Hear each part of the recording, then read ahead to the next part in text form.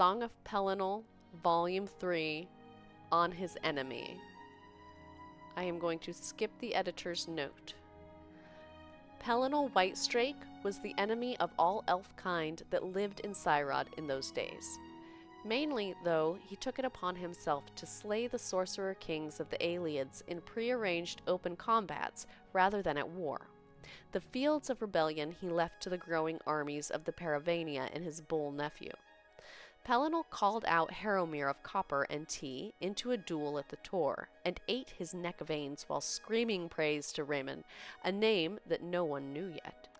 Gordhor, the Shaper's head, was smashed upon the goat-faced altar of Ninindava, and in his wisdom Pelinal said a small plague spell to keep that evil from reforming by Welkind magic.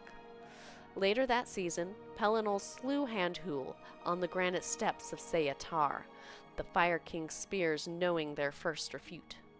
For a time, no weapon of the Aelids could pierce his armor, which Pelinal admitted was unlike any crafted by men, but would say no more even when pressed. When Huna, whom Pelinal raised from grain slave to hoplite and loved well, took death from an arrowhead made from the beak of Selathelel the singer, the Whitestrake went on his first madness.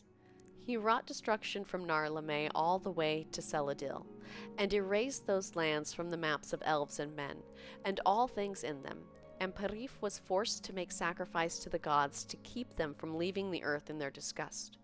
And then came the storming of White Gold, where the Aelids had made pact with the Aurorans of Meridia, and summoned them and appointed the terrible and golden-hued half-elf Umaril the Unfeathered as their champion.